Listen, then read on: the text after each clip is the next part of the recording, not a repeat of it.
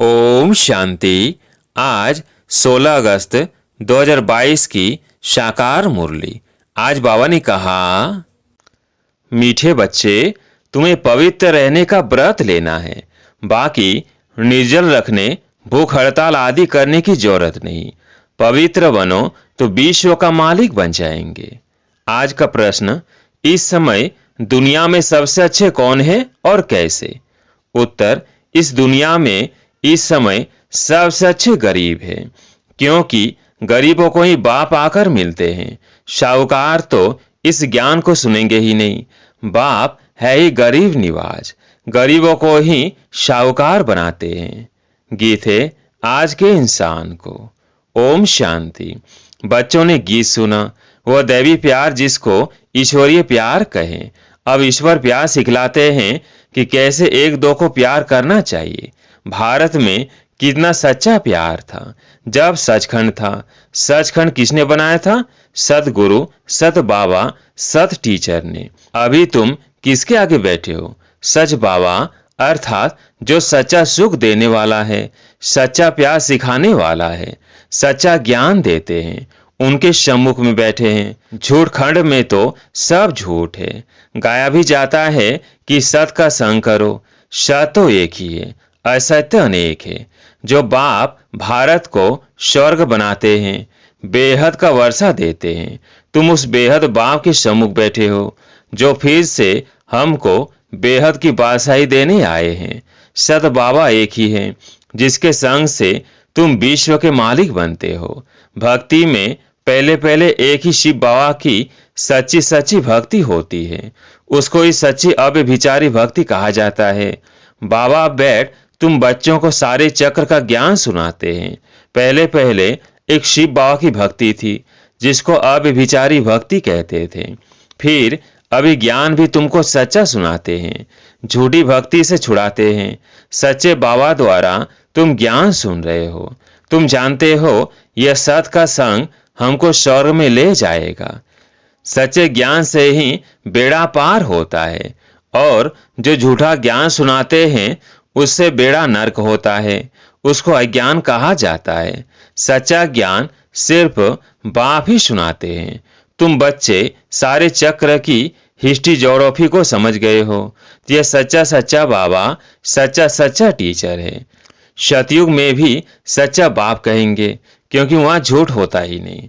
ईश्वर को सर्वव्यापी नहीं कहते। झूठ तो तब शुरू होता है जब झूठ बनाने वाले 5 विकार आते हैं। अभी तुम बच्चों की बुद्धि में हैं कि हम बेहद के निराकार बाप के सम्मुख बैठे हैं। यह बाबा भी कहते हैं कि हम उस बाबा के सम्मुख बैठे हैं। उनको याद करता हूँ, घड़ी घड़ी याद करता हूँ। बाबा का बच्चा हूं ना। तुमको तो इस साकार को छोड़ उनको याद करना है। हमारे लिए तो एक ही बाबा है। तुम्हारे लिए थोड़ी अटक पड़ती है। मुझे क्यों अटक पड़ेगी? तुम्हारा नजर इस पर जाती है, मेरी नजर किस पर जाएगी? मेरा तो डायरेक्ट शिव बाबा से कनेक्शन हो गया। तुमको शिव बाबा को याद करना पड़ता है, इस साकार को क्रॉस करना पड़ता है। क्या याद ना पड़े? मेरे लिए तो एक शिव बाबा ही है। तुम्हारे सामने 2 बैठे हैं, हमारे सामने तो सिर्फ एक ही है। मैं उनका बच्चा हूँ, फिर भी निरंतर याद नहीं कर सकता हूँ, क्योंकि बाबा कहते हैं तुम कर्म योगी हो। तुम्हारी बुद्धि में सारा चक्कर फिरता रहता है। सतयुग त्रेता में इतने जन्म पास किए, फिर इतने जन्म लेते लेते 84 जन्मों का चक्र पूरा किया। हिसाब है ना। अब कलयुग का अंत आ गया, फिर आगे नया चक्र फिरेगा। हिस्ट्री ज्योग्राफी फिर से रिपीट होती है। सतयुग में कौन थे, कहां पर राज्य करते थे, यह भी तुम जानते हो कि सारे विश्व पर देवताएं ही राज्य करते थे। अभी तो कहेंगे तुम हमारी हद में नहीं आओ, हमारा पानी ना लो। बाबा तो बेहद का मालिक है। बाबा कहते हैं मुझे याद करो। यह बाबा नहीं कहते। इन द्वारा निराकार बाबा तुम आत्माओं को कहते हैं मुझे याद करो, तो तुम कभी रोगी व बीमार नहीं होंगे। यहाँ तो बाप बच्चों को पैदा कर बड़ा करते हैं, फिर अचानक अगर वो मर जाते हैं, शरीर छोड़ देते हैं, तो सब कितने दुखी हो पड़ते हैं। फिर तो शरीर निर्वाह अर्थ खुद ही सर्विस करनी पड़े, यह तो है ही दुखधाम। बाप तो तुम्हें कोई तकलीफ नहीं देते हैं, सिर्फ कहते हैं मुझे याद करो, तो विकर्म विनाश हो जाएंगे। बाप और वर्षे को याद करो। बच्चा जानता है कि बाप से हमको वर्षा मिलना है, तो भी अपना धंधा धोरी जरूर सीखते हैं। वर्षे के लिए बैठ तो नहीं जाएंगे। बाकी सिर्फ जो राजाई में जन्म लेते हैं वो वर्षे के लिए बैठते हैं। बहुत दान पुण्य करने से राजाई घर में जन्म मिलता है। राजाई संभालनी पड़े, वो राजाएं तो पतित है। अब तुम्हें पावन राजाओं के पास जन्म लेना है। लक्ष्मी नारायण के घर में वह सूर्यवंशी की राजाई में जन्म लेना है। वहां कोई प्रकार का दुख होता नहीं, सभी दुखों से छूट जाते हो। बाबा आकर धीरज देते हैं। अभी यह अंतिम जन्म है, तुम्हारी तो जन्म जन्मांतर से यह हालत होती आई है। बच्चे गिरते ही आए हैं। दुखधाम में सुखधाम कहाँ से आए? यहाँ तो दुख बहुत है। सुख अल्पकाल का है। भल बड़े बड़े आदमी हैं, उन्हों को भी दुख ही दुख है। इस समय जो गरीब है वो सबसे अच्छे हैं। बाबा आए हैं गरीबों को शाहूकार बनाने। दान भी गरीबों को करना होता है। सब साधारण है ना। बाकी जो लखपति है, जिनके पास करोड़ों रुपया है, कितना भी उन्हें समझाओ फिर भी अपने धन की कितनी मगरूरी रहती है। बाबा कहते हैं ऐसे को क्या धन देना है, मैं तो हूं ही गरीब निवाज। ऐसी कन्याएं माताएं ही ज्ञान लेती है। कन्या का कितना मान है, सब उसे पूजते हैं। फिर शादी करने से पुजारी बन जाती है। हम आधा कल पूज्य फिर आधा कल पुजारी बने हैं। कन्या तो इस जन्म में पुजारी बन जाती है।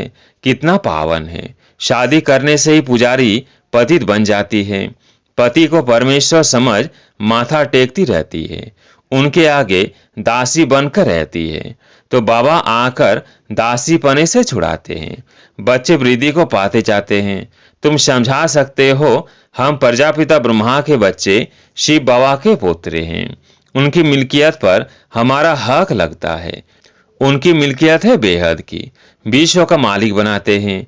उनका फरमान है बच्चे मामेकम याद करो, तो मैं सत्य कहता हूँ तुम नारी से लक्ष्मी बन जाएगी। इसमें कोई व्रत नेम करना भूखा रहना नहीं है। आगे तुम बहुत व्रत नेम रखते थे, 7 रोज खाना नहीं खाते थे। समझते हैं व्रत नेम रखने से कृष्ण पुरी में चले जाएंगे। वास्तव में सच्चा व्रत है पवित्र रहने का। वो तो हट से भूखे रहते हैं। तुम बच्चों को कुछ भी भूख हड़ताल आदि करना नहीं है। हाँ, तुमको पावन बनने की हड़ताल करनी है। हम सबको पावन बनाएंगे। तुम्हारा धंधा यह है। बाकी निर्जल रहना, खाना नहीं खाना, इससे कुछ होता नहीं है। तुम सिर्फ पवित्रता की प्रतिज्ञा करो। माताओं को पति के मरने से बहुत दुख होता है। उन्हों को जाकर समझाना चाहिए कि अब पतियों का पति आया हुआ है। वह कहते हैं सिर्फ मुझे याद करो, तो स्वर्ग के मालिक बनेंगे। यह तो पतियों का पति बापों का बाप है। पति मर जाए तो स्त्री को ज्ञान समझाए। शिव बाप से सगाई करानी चाहिए। समझाना है कि तुम रोती क्यों हो। सतयुग में कोई रोते नहीं है। यहाँ देखो सब रोते रहते हैं। भारत में सच्चा सच्चा देवताओं का राज्य था। आज तो एक दो को मारते कूटते रहते हैं। आसुरी राज्य है ना। लक्ष्मी नारायण का चित्र बहुत अच्छा है। इसमें सारा सेठ है। त्रिमूर्ति लक्ष्मी नारायण राधे कृष्ण भी है। यह चित्र भी अगर कोई रोज देखता रहे तो याद रहे कि शिव बाबा हमको ब्रह्मा द्वारा यह बना रहे हैं। घर में भी छोटे छोटे बोर्ड बनाकर लिख दो। बेहद के बाप को जानने से तुम 21 जन्मों के लिए स्वराज्य पद पा सकते हो। धीरे धीरे बहुत मनुष्य बोर्ड देखकर तुम्हारे पास आएंगे। तुम रूहानी अविनाशी सर्जन हो। रूहानी सर्जरी का कोर्स पास कर रहे हो। बोर्ड लगाना पड़ेगा। बोलो इस बाप को याद करने से तुमको बेहद की बादशाही मिलेगी। बाबा ने प्रश्न बहुत अच्छे लिखे हैं। बाबा के कितने रूहानी बच्चे हैं? बाल बछड़े वाला है ना।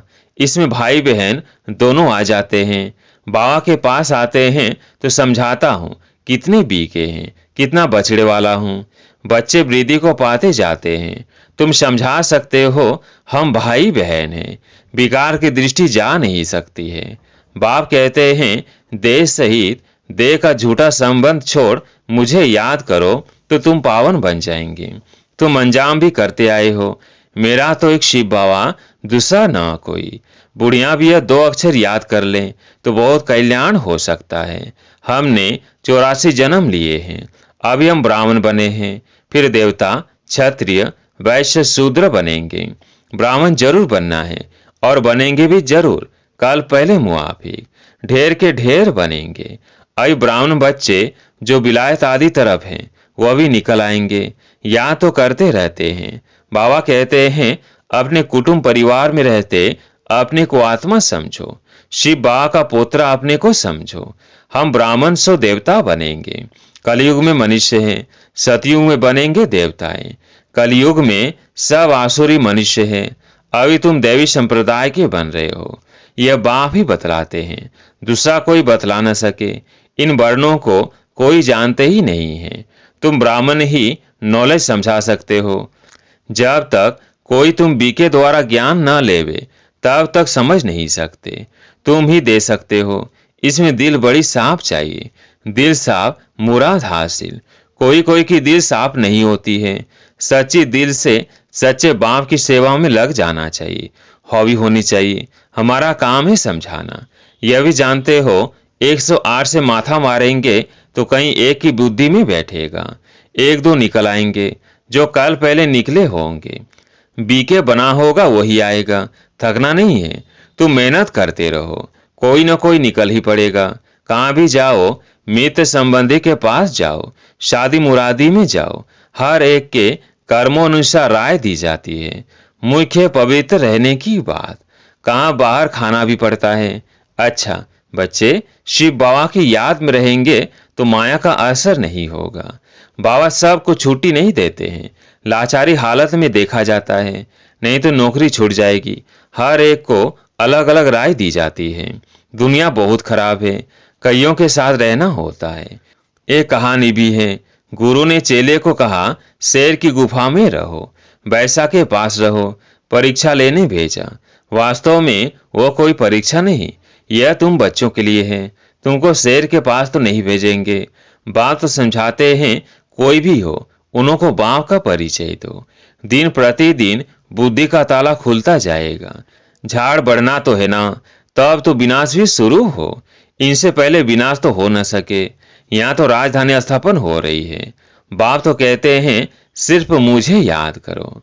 अच्छा, मीठे मीठे सिकिलधे बच्चों प्रति माता पिता बाप दादा का याद प्यार और गुड मॉर्निंग। रूहानी बाप की रूहानी बच्चों को नमस्ते। हम रूहानी बच्चों की रूहानी बाप दादा को याद प्यार गुड मॉर्निंग नमस्ते नमस्ते। धारणा के लिए मुख्य सार। पहला पॉइंट, नॉलेज को धारण करने के लिए दिल बड़ी साफ रखनी है। सच्ची दिल से बाप की सेवा में लगना है। सेवा में कभी भी थकना नहीं है। दूसरा पॉइंट, वायदा करना है मेरा तो एक शिव बाबा, दूसरा न कोई। देह सहित देह के सब झूठे संबंध छोड़ एक से सर्व संबंध जोड़ने हैं। गरीबों को ज्ञान धन का दान देना है। आज प्यारे मीठे बाबा का वरदान, भाग्य और भाग्य विधाता की स्मृति से सदा खुश रहने और खुशियां बांटने वाले सहज योगी भव। भाग्य और भाग्य विधाता की स्मृति से सदा खुश रहने और खुशियां बांटने वाले सहज योगी भव। संगम युग खुशियों का युग, मौजों का युग है, तो सदा खुशी में रहो और खुशियां बांटते रहो। भाग्य और भाग्य विधाता सदा याद रहे। बाप मिला सब कुछ मिला, ये स्मृति ही सहज योगी बना देगी। दुनिया वाले कहते हैं कि कष्ट के बिना परमात्मा नहीं मिल सकता, और आप कहते घर बैठे बाप मिल गया। जो सोचा नहीं था वो मिल गया, खुशियों का सागर मिल गया। इसी खुशी में रहो, यह भी सहज योग है। आज का स्लोगन, शुद्धि और विधि पूर्वक हर कार्य करने वाले ही सच्चे सच्चे ब्राह्मण हैं। शुद्धि और विधि पूर्वक हर कार्य करने वाले ही सच्चे सच्चे ब्राह्मण हैं। अच्छा, ओम शांति।